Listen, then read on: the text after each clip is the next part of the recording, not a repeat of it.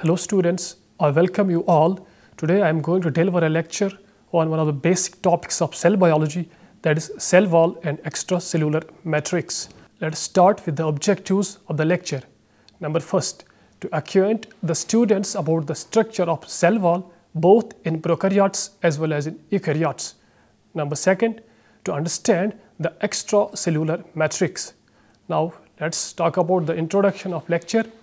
Although cell boundaries are defined by the plasma membrane, many cells are surrounded by an insoluble array of secreted macromolecules. Cells of bacteria, fungi, algae and higher plants are surrounded by rigid cell walls which are an integral part of the cell. Although animal cells are not surrounded by cell walls, most of the cells in animal tissues are embedded in an extracellular matrix consisting of secreting proteins and polysaccharides. The extracellular matrix not only provides structural support to cells and tissues, but also plays important roles in regulating cell behavior. Interactions of cells with the extracellular matrix anchor the cytoskeleton and regulate cell shape and movement. Likewise, direct interactions between cells are key to the organization of cells in the tissues of both plants and animals, as well as providing channels through which cells can communicate with their neighbors. Now, what is cell wall? The rigid cell walls that surround bacteria and many types of eukaryotic cells like fungi, algae and higher plants determine cell shape and prevent cells from swelling and bursting as a result of osmotic pressure. Despite their common functions, the cell walls of bacteria and eukaryotes are structurally very different. Bacterial cell walls consist of polysaccharides cross-linked by short peptides which form a covalent shell around the entire cell. In contrast, the cell walls of eukaryotes are composed principally of polysaccharides embedded in a gel-like matrix. Rather than being fixed structures, plant cell walls can be modified both during development of the plant and in response to signals from the environment. So, the cell walls of plants play critical roles in determining the organization of plant tissues and the structure of entire plants. Now, what are bacterial cell walls? The rigid cell walls of the bacteria determine the characteristic shapes of different kinds of bacterial cells. For example, some bacteria such as E. coli are rod-shaped, while as others are spherical. For example, Pneumococcus and Staphylococcus are spiral-shaped. For example, the spirochete Trypanosoma pallidum, which causes syphilis. In addition, the structure of the cell walls divides bacteria into two broad classes that can be distinguished by a staining procedure known as Gram stain, developed by Christian Gram in 1884. The bacterial cell wall consists of peptidoglycan or murine, a polymer consisting of N-acetyl glucosamine and N-acetyl muramic acid, and short chain of amino acids. Alternating N-acetyl muramic acid and N-acetyl glucosamine molecules form a carbohydrate backbone, the glycan portion. Rows of N-acetyl glucosamine and N-acetyl muramic acid are linked by polypeptides, that is the peptide portion. The structure of polypeptide cross bridges may vary, but they always have a tetrapeptide side chain which consists of 4 amino acids attached to N-acetyl muramic acids. The amino acids occur in alternating D and L forms. While peptidoglycan is present in almost bacterial cell walls, there are two basic variations of structure seen in most bacterial cells, one described as gram-positive and the one described as gram-negative. Now, the gram-positive cell wall. Gram-positive cell wall consists of many layers of peptidoglycan and also contain teichoic acid. Teichoic acid may, number first, bind and regulate movement of cations into and out of the cell. Next, prevent extensive wall breakdown and possible cell lysis during cell growth. And number third, it provides much of the cell wall's antigenicity. Now let's talk of gram-negative bacterial cell walls. Gram-negative bacteria such as E. coli have a dual membrane system in which the plasma membrane is surrounded by a permeable outer membrane. These bacteria have thin walls located between their inner and outer membranes. In contrast, gram-positive bacteria, such as common human pathogen Staphylococcus aureus, have only a single plasma membrane, which is surrounded by a much thicker cell wall. Despite these structural differences, the principal component of cell walls of both gram-positive and gram-negative bacteria is a peptidoglycan, which consists of linear polysaccharide chains cross-linked by short peptides. Because of this cross-linked structure, the peptidoglycan forms a strong covalent shell around the entire bacterial cell. Interestingly, the unique structure of their cell walls also makes bacteria vulnerable to some antibiotics. Penicillin, for example, inhibits the enzyme responsible for forming cross-links between different strands of the peptidoglycan, thereby interfering with cell wall synthesis and blocking bacterial growth. Now, the eukaryotic cell walls. In contrast to bacteria, the cell walls of eukaryotes, including fungi, algae, and higher plants, are composed principally of polysaccharides. The basic structural polysaccharide of fungal cell wall is chitin, which also forms the shells of crabs and the exoskeletons of insects and other arthropods. Chitin is a linear polymer of N-acetylglucosamine residues. The cell walls of most algae and higher plants are composed principally of cellulose, which is the most abundant polymer on Earth. Cellulose is a linear polymer of glucose residues, often containing more than 10,000 glucose monomers. The sugar residues in both chitin and cellulose are joined by a 1,4 linkage, which allow the polysaccharides to form long straight chains. Following transport across the plasma membrane to the extracellular space, single polysaccharide chains associate in parallel with one another to form microfibrils. Cellulose microfibrils can extend for many micrometers in length. Within the plant cell wall, cellulose microfibrils are embedded in a matrix consisting of proteins and two other types of polysaccharides, one hemicellulose and second pectins. Hemicelluloses are highly branched polysaccharides that are hydrogen bonded to the surface of cellulose microfibrils. This stabilizes the cellulose microfibrils into a tough fiber, which is responsible for the mechanical strength of plant cell walls. The cellulose microfibrils are cross-linked by pectins, which are branched polysaccharides containing a large number of negatively charged galacturonic acid residues. Because of these multiple negative charges, pectin binds positively charged ions such as calcium 2 positive and trap water molecules to form gels. An illustration of their gel-forming properties is seen in jams and jellies that are produced by the addition of pectins to fruit juice. In the cell wall, the pectins form gel-like network that is interlocked with the cross-linked cellulose microfibrils. In addition, cell walls contain a variety of glycoproteins that are incorporated into the matrix and are thought to provide further structural support. Algae typically possess walls constructed of glycoproteins and polysaccharides. However, certain algal species may have a cell wall composed of silicic acid. Alginic acid is a common polysaccharide in the cell walls of brown algae. Monocyl form microfibrils in the cell walls of a number of marine green algae such as Stabularia, as well as in the walls of some red algae like Bangia and Porphyra. Sulfonated polysaccharides occur in the cell walls of most algae. Those common in red algae include agarose, carrageenan, porphyrin, fusarium, and phenoran. The group of algae known as the diatoms synthesize their cell walls from silicic acid. Both the structure and function of cell walls change as plant cells develop. The walls of growing plant cells, called primary cell walls, are relatively thin and flexible, allowing the cells to expand in size. Once cells have ceased growth, they frequently lay down secondary walls between the plasma membrane and the primary cell wall. Such secondary cell walls, which are both thicker and more rigid than primary walls, are particularly important in cell types responsible for conducting water and providing mechanical strength to the plant. Primary and secondary cell walls differ in composition as well as in thickness.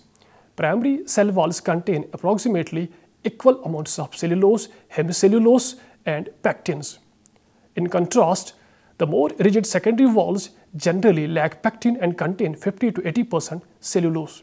Many secondary walls are further strengthened by lignin, a complex polymer of phenolic residues that is responsible for much of the strength and density of wood. The cellulose fibers of primary walls appear to be randomly arranged, whereas those of secondary walls are highly ordered. Secondary walls are frequently laid down in layers in which the cellulose fibers differ in orientation, forming a laminated structure that greatly increases cell wall strength. One of the critical functions of plant cell walls is to prevent cell swelling as a result of osmotic pressure. In contrast to animal cells, the plant cells do not maintain an osmotic balance between their cytosol and extracellular fluids. Consequently, osmotic pressure continually drives the flow of water into the cell. This water influx is tolerated by plant cells because their rigid cell walls prevent swelling and bursting. Instead, an internal hydrostatic pressure called turgor pressure builds up within the cell, eventually equalizes the osmotic pressure and preventing the further influx of water. Turgor pressure is responsible for much of the rigidity of plant tissues, as is readily apparent from examination of a dehydrated wilted plant. In addition, turgor pressure provides the basis for a form of cell growth that is unique to plants. In particular, plant cells frequently expand by taking up water without synthesizing new cytoplasmic components.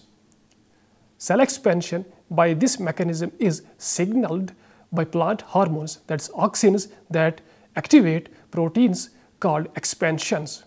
The expansions act to weaken a region of the cell wall, allowing turgor pressure to drive the expansion of the cell in that direction.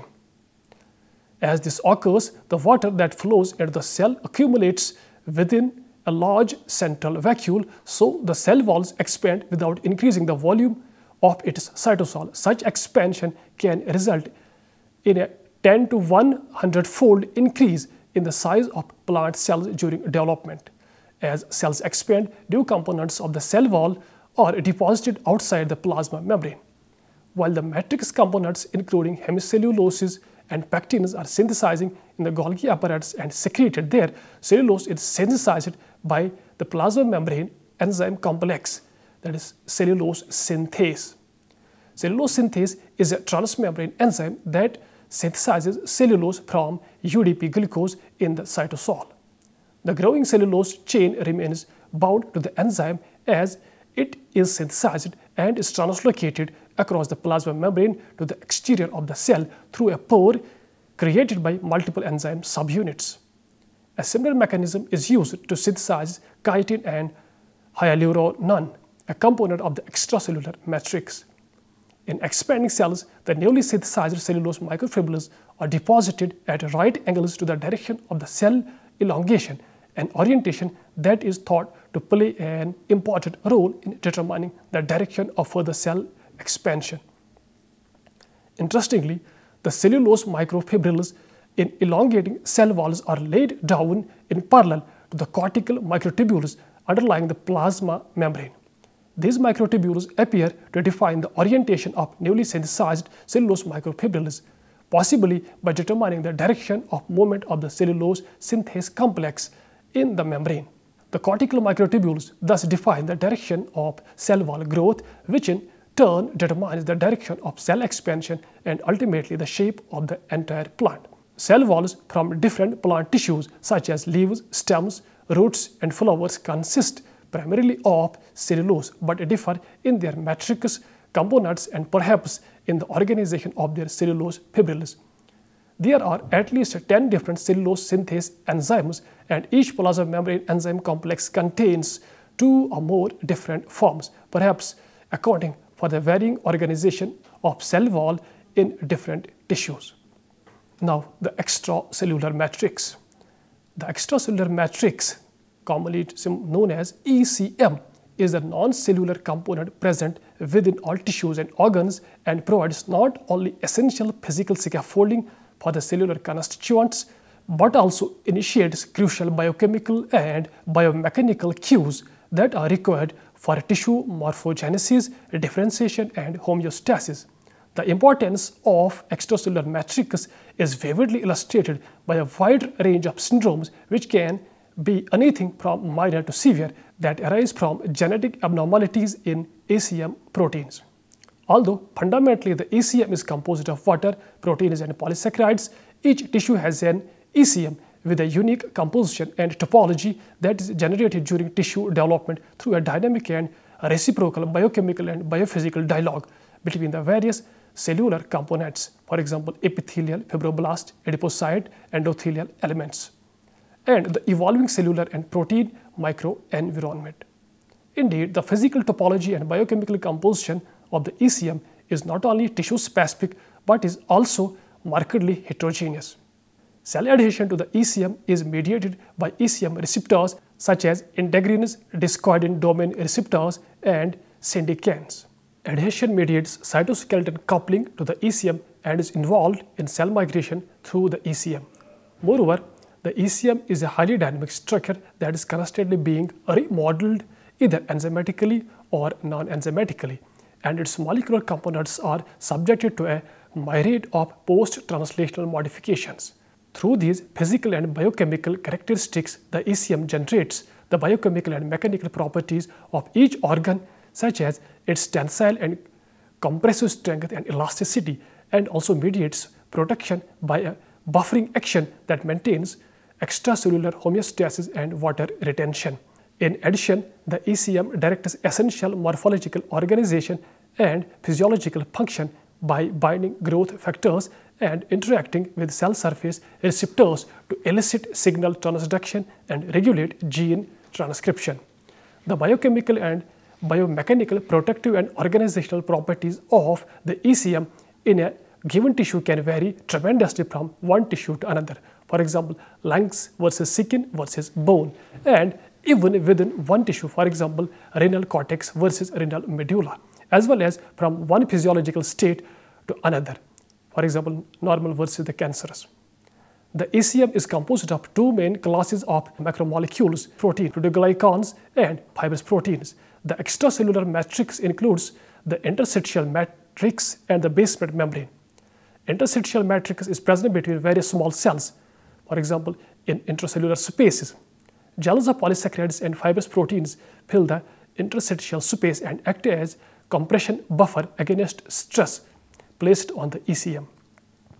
Basement membranes are sheet-like depositions of ECM on which various epithelial cells rest. Each type of connective tissue in animals has a type of ECM. For example, collagen fibers and bone mineral comprise the ECM of bone tissue, reticular fibers and ground substance comprise the ECM of loose connective tissue, and blood plasma is the ECM of blood. The plant ECM includes cell wall components like cellulose in addition to more complex signaling molecules. Some single-celled organisms adopt multicellular biofilms in which the cells are embedded in an ECM composed primarily of extracellular polymeric substances, that is EPS. Now let's talk of the molecular components of ECM. The molecular components of ECM are produced intercellularly by resident cells and secreted into the ECM via exocytosis. Once secreted, they then aggregate with the existing matrix. The ECM is composed of an interlocking mesh of fibrous proteins and glycosamine glycans, that is GAGs. Now let's talk the proteoglycans. Glycosamine glycans are carbohydrate polymers and are usually attached to extracellular matrix proteins to form proteoglycans. Hyaluronic acid is an notable exception. Proteoglycans have a net negative charge that attracts positively charged sodium ions, which attracts water molecules via osmosis, keeping the ECM and resident cells hydrated. Proteoglycans may also help to trap and store growth factors within the ECM. The different types of proteoglycans found within the extracellular matrix are mentioned below. Number first, heparin sulfate. Heparin sulfate is a linear polysaccharide found in all animal tissues. It occurs as a proteoglycan in which 2 or 3 hydrogen sulfide chains are attached in close proximity to cell surface or ECM proteins. It is in this form that hydrogen sulfide binds to a variety of protein ligands and regulates a wide variety of biological activities, including developmental processes, angiogenesis, blood coagulation, and tumor metastasis. In the extracellular matrix, especially basement membranes, the multi-domain proteins perlecan, argin, and collagen are the main proteins to which heparin sulfate is attached. Now, number 2, chondroitin sulfate.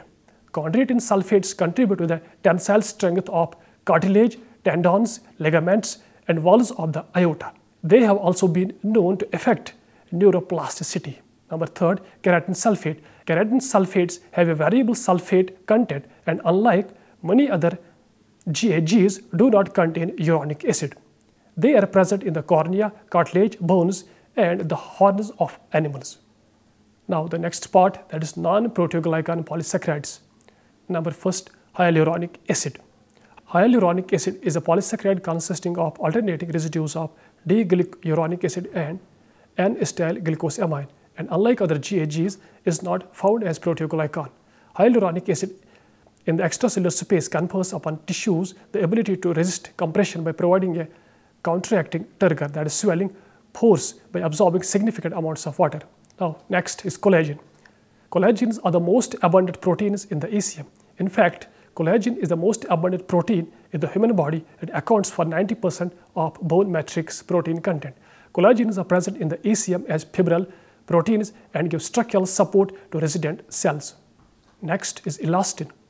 Elastins, in contrast to collagens, give elasticity to tissues, allowing them to stretch when needed and then return to their original state. This is useful in blood vessels, lungs, skin, and the ligamentum noci. Next is fibronectin. Fibronectins are glycoproteins that connect cells with the collagen fibers in the ECM, allowing cells to move through the ECM. Fibronectins bind collagen and cell surface integrins, causing a reorganization of the cell cytoskeleton to facilitate cell movement. Next is laminin. Laminins are proteins found in the basal laminae of virtually all animals. Rather than forming collagen-like fibers, laminins form networks of web-like structures that resist tensile forces in the basal lamina.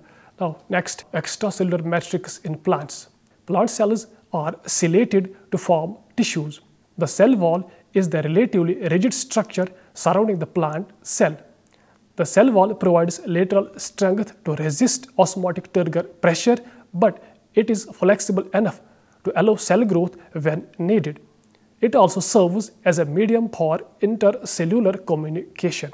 The cell wall comprises multiple laminate layers of cellulose microfibrils embedded in a matrix of glycoproteins, including hemicellulose, pectin, and extensions. The components of the glycoprotein matrix help the cell walls of adjacent plant cells to bind to each other. The selective permeability of the cell wall is chiefly governed by pectins in the glycoprotein matrix. This was all about today's lecture. Hope you enjoyed and understood.